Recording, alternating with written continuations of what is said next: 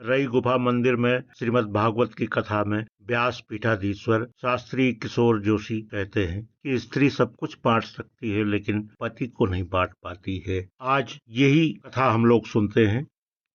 नमस्कार, जगत nature channel में आप सबका हार्दिक स्वागत है। मैं श्रीमद् भागवत कथा का ये चौथा वीडियो लेके आप लोगों के सामने आया हूँ।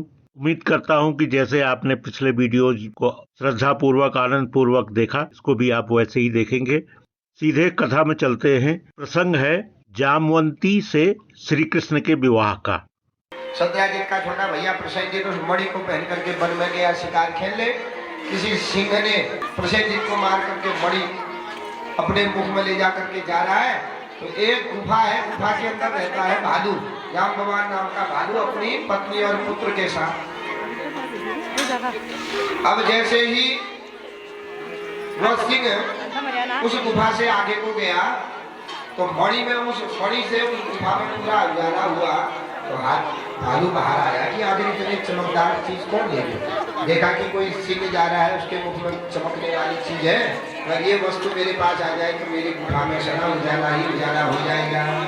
तो उसने सिंह को मार करके वो मणि ला करके अपने गुफा में रख दी। एक छोटी पुत्री है उसकी, जिसका नाम है जाम्बवती। तो मणि को देख करके इतनी मोहित हो गई, बार बार गेंदे जैसी खेल रही है, इतनी चमक रही है, तो आश्चर्यचकित हो गई। कहा पिताजी ये मुझे दे दो, मुझे दे दो। तो कहा ठीक है बेटी, आज से तेरी हुई, जहाँ तेरा विवाह करूंगा ये उसी को दे दूंगा दहेज में। तो यहाँ वो जाम्बवान ने वो मणि लेकर के अपनी पुत्री को दे दी। जी जब सब नहीं आया, सत्याजित को शक हो गया। उस दिन कृष्ण मुझसे मणि मांग रहा था लेकिन मैंने मणि उसको नहीं दी, तो इसका मतलब क्या है कि आज कृष्ण ने मेरे भैया को मार करके मणि दे दी होगी। इससे पहले प्रसंग को थोड़ा सा समझ लेते हैं। द्वारका में श्री कृष्ण भगवान का ही एक रिश्तेदार है, सत्राजित। सत्राजित सूर्य का बहुत बड़ा भक्त है और वो 12 साल तक सूर्य की उपासना करता है, तपस्या करता है। सूर्य प्रसन्न होते हैं 12वें साल में और उसे एक मणि देते हैं। और मणि देने के बाद वो कहते हैं कि ये तुम्हारी हर मनोकामना पूर्ण करेगी और रोज सोना भी देगी, तुम्हारे घर में कोई भी अनिष्ट नहीं होगा।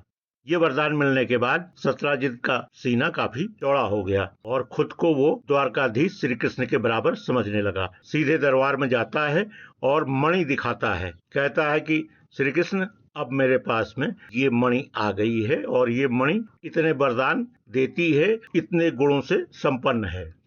श्री कृष्ण उससे कहते हैं कि अगर हो सके तो इसे राजकोष में जमा कर दो, लेकिन वो मानता नहीं है और अपने घर चला जाता है। घर पहुंच करके सत्राजित घर में भी उस मणि की खूबियां बताता है और परिवार के लोग काफी प्रभावित होते हैं। सत्राजित का एक छोटा भाई है जिसका नाम है प्रसन्नजित। एक दिन जब सत्राजित दिन में सोया होता है तो प्रसन्नजित उसके पास से मणि लेकर के जंगल की ओर चला जाता है। जंगल में वो आखेट करता है। एक शेर के साथ मुठभेड़ में प्रसन्नजित मारा जाता है। शेर के हाथ में वो मणि लग जाती है। शेर मणि को मुंह में दबा करके वहां से अपनी गुफा के लिए बढ़ जाता है। सत्राजित पूरी द्वारिका में ये बात फैला देता है कि श्री कृष्ण ने उसके छोटे भाई प्रसन्नजित को मार करके मणि चोर ली है। अब ये कलंक श्री कृष्ण पर लग जाता है। तरह तरह की बातें होती हैं। अब श्री कृष्ण सोचते हैं कि मणि को खोज करके इसको दिया जाए। अपने गुप्तचरों के माध्यम से वो पता करते हैं कि गुफा में एक जामवान नाम का भालू है जिसके पास ये मणि है। वो जंगल में पहुंच करके जामवान से मणि मांगते हैं, लेकिन जामवान देने से मना कर देता है। तो युद्ध होता है। युद्ध में जाम्बवान आया, भगवान के साथ युद्ध होने लगा। 27 दिन तक युद्ध हुआ। 28वें दिन भगवान ने एक मुष्टिका प्रहार जब जाम्बवान के पीठ में करी। जाम्बवान जान गया, महाराज आप तो मेरे प्रभु राम हैं, हे भगवान आज मैं उद्धार हो गया हूँ, आपने मेरा मनोकामना पूर्ण कर दी। आपको ध्यान होगा कि रामलीला में या रामचरितमानस में या रामायण में हम देखते हैं कि जब श्री राम अपनी पत्नी की खोज में आगे बढ़ते हैं तो जंगल में उनको जामवंत नाम का एक भालू भी मिलता है। इस भालू ने श्री राम की काफी सेवा की और उनकी सेना का एक प्रमुख योद्धा रहा। राजा परीक्षित पूछते हैं, महाराज ये राम थोड़ी है, ये तो कौन है? श्याम है। तो भालू ने मेरे राम क्यों कहा? ये तो राम थोड़ी है, ये तो श्याम है। तब सुखदेव जी कहते हैं, भगवान जब लंकापति रावण को जीत करके अयोध्या पर आए, राजपथ पर बैठे, भगवान ने विचार किया कि इन बानर भालुओं ने मेरा बहुत सहयोग किया है। आज मैं गद्दी पर बैठ गया हूँ, तो इनके मन में क्या कामना है, इनकी समस्त जो है बानर भालुओं की मैं कामना पूर्ण करूंगा। सबसे पूछा तुमको क्या चाहिए? कोई कुछ मांगता है, कोई कुछ मांगता है। जाम भगवान की बारी आई। जाम भगवान कहता है, महाराज न नाक पृष्ठम न चकार मेष्यम न सार्वभौमम न रसाधिपत्यम न योग सिद्धिर अपुनर्भवम वा संपद्य सत्वा विरह्य कांक्षे। हे महाराज, मुझे स्वर्ग नहीं चाहिए, पृथ्वी लोक का राज्य नहीं चाहिए, पाताल लोक का राज्य नहीं चाहिए, तो क्या चाहिए? महाराज, जितना बलवान मैं था, मुझे इतना बलवान लड़ाई करने वाला कोई मिला ही नहीं, इसलिए मेरे हाथ की खुजली अभी मिटी नहीं है। महाराज, मैं युद्ध करना चाहता हूँ, मेरे साथ युद्ध करो। भगवान विचार करते हैं, अगर मैं इसको युद्ध में हरा दूं तो देखो दुनिया दोनों तरफ से बात करती है। दुनिया कभी किसी को छोड़ा क्या? जो अच्छा काम कर रहा है उसकी भी बात ही करेगी दुनिया, और जो गलत काम कर रहा है उसकी भी क्या करेगी? बात ही बात करेगी। क्योंकि दुनिया का काम ही क्या है? बात करना। भला है फिर भी बात करना, बुरा है फिर भी बात करना। इसलिए भगवान विचार करते हैं, अगर मैं जाम्बवान को हरा देता हूँ तो दुनिया क्या कहेगी? जिन बानर भालुओं ने सहयोग किया और आज गद्दी पर बैठ गया ये राम, तो उसी बंदर और भालू को इसने हरा दिया। और अगर मैं हार जाता हूँ तो दुनिया कहेगी, लंकापति जैसे रावण से जीत के आ गया और साधारण एक भालू से हार गया। द्वापर युग में मैं कृष्ण रूप में आऊंगा, तुम्हारा मनोरथ पूर्ण करूंगा, तुम्हारे साथ युद्ध करूंगा। तो आज वही राम जी द्वापर युग में आज वही राम जी द्वापर युग में कृष्ण रूप में आए हैं, जाम्बवान का मनोरथ पूर्ण किया। तो जाम्बवान कहता है, हे महाराज, आज मैं जान गया हूँ आप मेरे आराध्य श्री राम जी हैं, महाराज मांगिए क्या चाहिए? भगवान कहते हैं, मैं मणि लेने आया। महाराज, और कुछ भी मांगिए मैं दे दूंगा, पर मणि नहीं दूंगा। क्यों? क्योंकि मैंने इस कन्या को वचन दिया है, जिसके साथ तेरा विवाह करूंगा, मणि तुमको दहेज में दे दूंगा। अब कन्या को दी हुई वस्तु अगर पिता उसको भोग कर लेता है, ले लेता है, तो वो पिता नरक का भागी होता है, या तो देवे ही नहीं। और देने के बाद कन्या की वस्तु को जो ले ले तो वह पिता फिर नरक का भागी हो जाता है। क्योंकि दान कर दिया, दान देने के बाद वो अधिकारी नहीं होता है देने का। क्योंकि दान दे दिया तो दे दिया, फिर उसमें अधिकार नहीं होता है। इसलिए महाराज क्या करूं बताइए? मैंने सुना है आपका विवाह भी हो गया, नहीं तो कन्या ही दे देता। भगवान कहते ठीक है, विवाह हो गया है, तुम भी दे सकते हो कन्या। अरे महाराज, आप तो मर्यादा पुरुषोत्तम हो, एक नारी व्रत था आपका। भगवान कहते वो तो मर्यादा पुरुषोत्तम बन के आया, तब एक नारी का व्रत था। अभी तो मैं लीला पुरुषोत्तम बन के आया हूँ। अभी विवाह की कोई संख्या निश्चित नहीं है कि एक ही हो या 10 हो। तो महाराज ऐसा है तो मेरी कन्या का हाथ पकड़िए। विधि पूर्वक अपनी कन्या का हाथ भगवान के हाथ में रख दिया, मणि भी रख दी भगवान के हाथ में।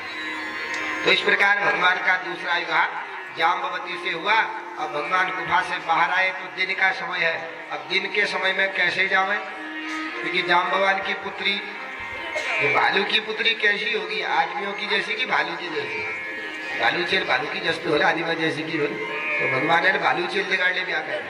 भगवान विचार करते हैं, अगर इसको मैं लेकर के जाऊं, द्वारिकावासी कहेंगे इसको कोई कन्या नहीं मिली होगी, ये भालू की कन्या के साथ विवाह करके आया है। और क्या करूं, मजबूरी है, मणि के लिए करना पड़ा। तो दिन भर वहीं रहे, रात्रि हुई। रात्रि में उसको समझाते हुए, भालू की कन्या है, को पायल हायल पहन रखे है, तो भगवान बहुत समझा रहे, देवी एक कमरे में तुमको बंद कर देंगे, वही बोलना मत, वही तुमको खाना मिलेगा, वही सब कुछ समझा रहे हैं। और रात को जब भालू पहले आता था ना गाँव में, पायल पहन के छम छम चलता था कि नहीं, तो छम छम चल के जब द्वारिका में पहुंचे, अंत में क्या कर दिया, इनको एक कमरे में बंद कर दिया। गुप्तचरों ने देखा, रात्रि में भगवान आए और एक छम छम करके देखी तो नहीं, क्योंकि वस्त्रों से ढकी हुई थी, लेकिन एक कन्या को लेकर के आए। इसका मतलब भगवान ने दूसरा विवाह कर लिया है। सारे द्वारिका में बात फैल गई।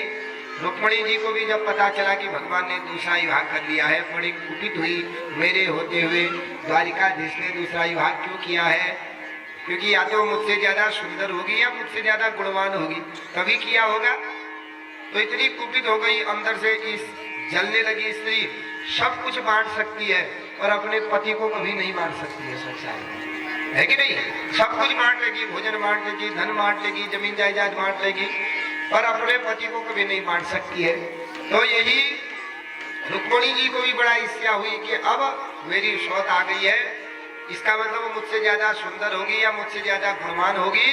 श्राप दे दिया, जा तू जैसी भी है, मेरी जैसी रूप वाली, मेरी जैसी रंग वाली बन जा। यहाँ का दिया श्राप, वह श्राप जाम्बवती के लिए वरदान हो गया, वह रुक्मणी के जैसी सुंदर और स्वरूप बन गई। तो इसलिए रुक्मणी के जैसे सुंदर जो है स्वरूप वाली और उनके जैसे गुण वाली हो गई। तो भगवान ने सारी द्वारिका वासियों के बीच में बुला करके वह जो मणि है, वह मणि सत्राजित को दे दी, जिन्होंने भगवान को कलंक लगाया था। सत्राजित तूने व्यर्थ में चोरी लगाई कि मुझे ले, इस मणि को ले। मैंने मणि नहीं चोरी है। सारे गांव वालों ने कहा सत्राजित ने हमारे द्वारिकाधीश को झूठा कलंक लगाया। देखो दुनिया की हवा किस समय कहाँ बदल जावे कोई नहीं जानता है। जो दुनिया वाले कल कह रहे थे तो बचपन का चोर है, हम तो पहले कह रहे थे इसीलिए चोरा होगा। आज क्या कह रहे हैं तुरंत? हम तो पहले ही कह रहे थे कन्हैया क्यों चोरेगा, वो तो राजा है, उसके घर में क्या कमी है। दुनिया की जनता की हवा किस समय कहाँ को चल जावे पता नहीं चलता ना। जयकारे किसी और के होते हैं, वोट किसी और को दे देते हैं। यही तो संसार दुनिया का चक्र है कि नहीं? तो इसलिए तो जनता का तब भगवान विचार करते हैं। देखो जो कल तक मुझसे कह रहा था ये तो बचपन का चोर है, और आज वही कह रहे हैं कि हम तो पहले कह रहे थे ये क्यों चोरेंगे, तो द्वारिका के राजा हैं। तो सारे गांव वालों ने कहा तूने व्यर्थ में चोरी लगाई, तो ले जा, जो है आज से तू हमारी बिरादरी से बाहर, तेरे साथ हमारा उठना बैठना सब बंद। सारे रिश्ते जब तोड़ दिए, भयभीत हो गया कि गांव में रह करके गांव वालों से अगर मित्रता नहीं हुई तो सुख दुख में कौन आएगा काम। तो इसलिए इनसे मित्रता जरूर जोड़नी है। अगर कृष्ण से मित्रता जुड़ गई तो सारे द्वारिका वासी से जुड़ जाएगी। तो कैसे जुड़ेगी? एक सुंदर पुत्री है इनका जिनका नाम है सत्यभामा। सत्यभामा को लेकर के आए, भगवान से कहा महाराज ठीक है मैंने गलत किया, आपने दंड दे दिया, लेकिन महाराज मैं आपको कुछ देना चाहता हूँ। भगवान कहते दे दो। तो अपनी पुत्री सत्यभामा का हाथ भगवान के हाथ में रख दिया, मणि भी दे दी भगवान को। लो महाराज ये मणि भी दे रहा हूँ।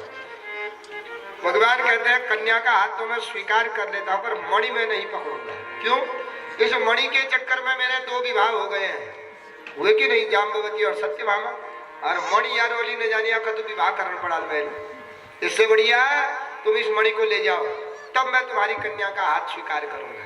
तो मणि सत्राजित को ही दे दी। इस प्रकार भगवान का तीसरा विवाह हो गया सत्यभामा के साथ। 3 विवाह जब भगवान के हुए, द्वारिका में सुखपूर्वक भगवान रह रहे हैं।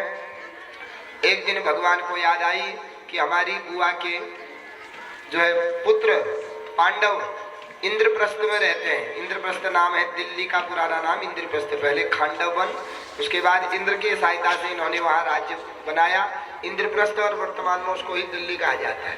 तो इंद्रप्रस्थ में पांडव रहते हैं। भगवान द्वारिका से पांडवों को मिलने आए दिल्ली में।